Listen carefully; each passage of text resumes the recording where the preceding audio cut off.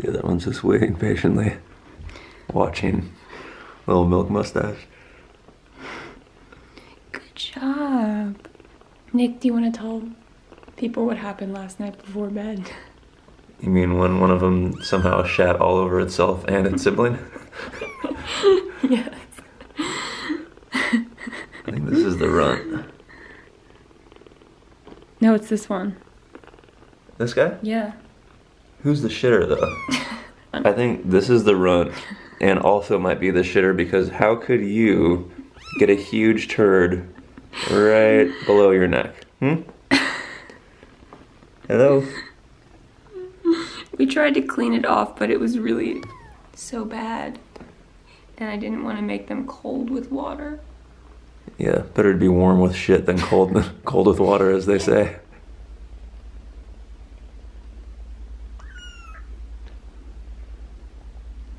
All kittens think that Nick is their mom.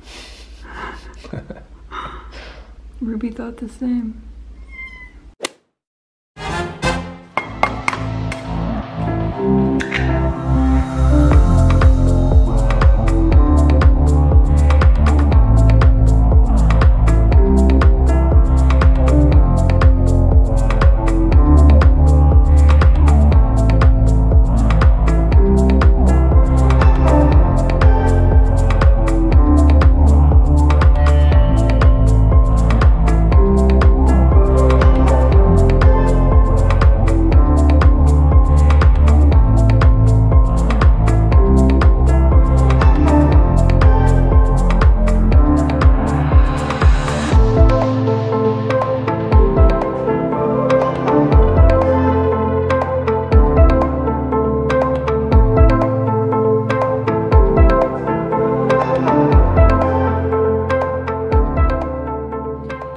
Good morning, everyone. This is what we are having for breakfast. It's just a really simple kind of open-faced burrito on a flour tortilla with some cheesy scrambled eggs, seasoned with salt and pepper, and an avocado. And of course, I'm going to add some hot sauce.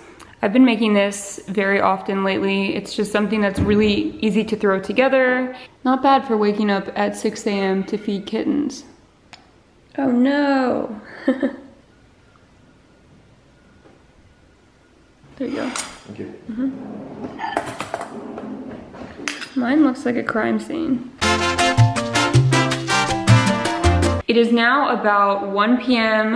I am wearing a shirt. It is really hot in Los Angeles right now. And I'm about to get started making lunch for myself and for Nick. I know I didn't even make an intro to this video because today has just been so crazy, but I wanted to make a video focusing on easy meals we can make at home that are relatively healthy with pretty common ingredients.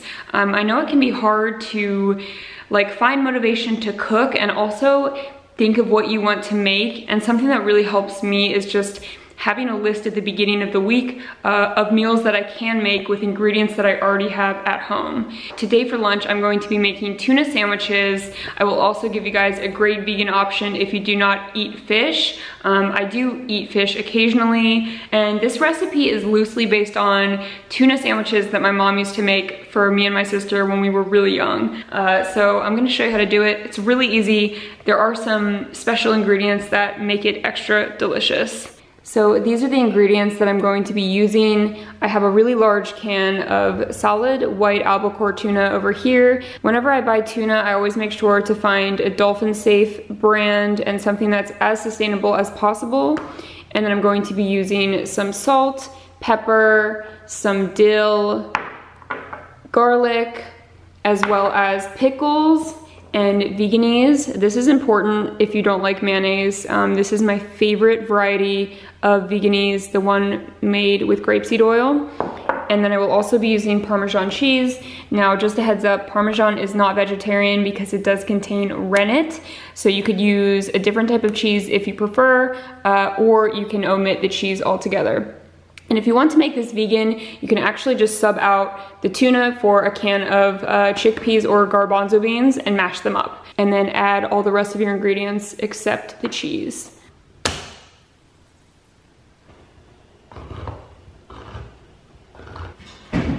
After you open your can of tuna, you just want to drain it over the sink. I always get the kind that is preserved in water, and I will set a little bit aside to split up with the cats for a special treat.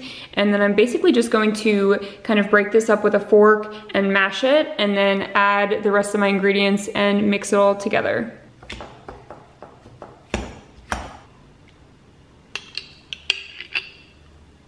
I don't really measure anything when I'm making this. I just kind of eyeball everything and make it to my preferences.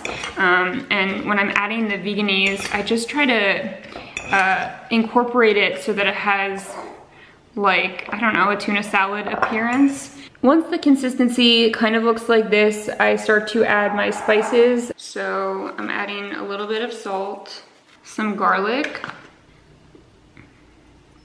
a lot of dill, ooh, and pepper.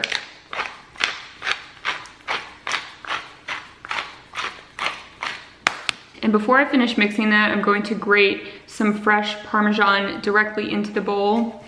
I just think this gives it such a good flavor. I don't need that much cheese, but I like Parmesan in small amounts on a lot of things, if that makes sense. Okay, once you have a nice little Parmesan mound, you can just mix that all in.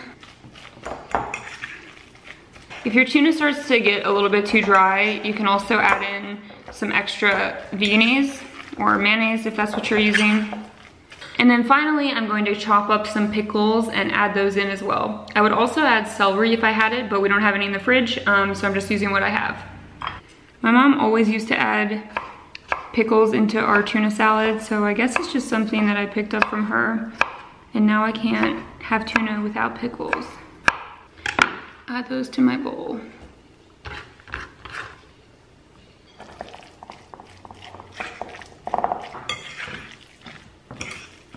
Once my tuna is exactly how I like it to be, I like to transfer it into a glass Tupperware container and stick it in the fridge so that it's extra cold when I serve it. Something else that I like to do is add one final little layer of Parmesan on the top, just so when you scoop it out, it is cheesy and nice, and I don't know, it's a nice touch. That is my finished tuna salad. I'm just going to stick the lid on, pop it in the fridge, and prepare some toast for tuna sandwiches. For our sandwich bread, I'm using this loaf from a local restaurant in downtown LA. It's some kind of sourdough. I'm not exactly sure what kind, but it is so delicious. I think I'm going to do open face sandwiches since this bread is pretty thick.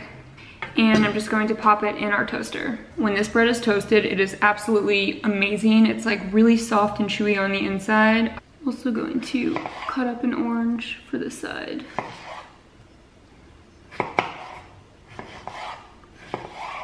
I'm waiting for the other bread to finish up, and I'm going to add a very important component, which is mustard. This is my favorite, Sir Kensington's Dijon. So I'm just doing a little mustard on the bottom of the toast. It really adds such a good flavor.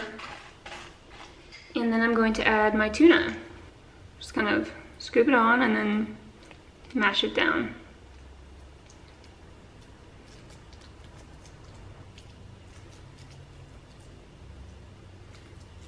Hit it with just a little more Parmesan.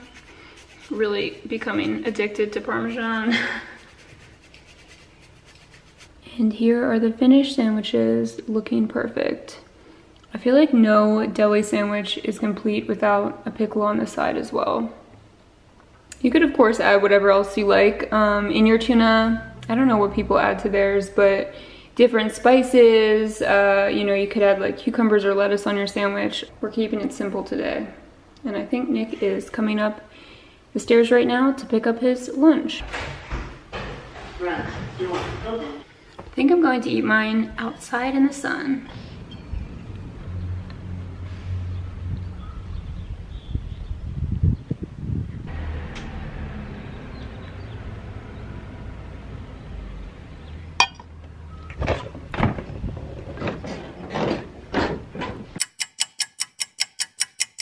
Okay, it is now officially time for dinner.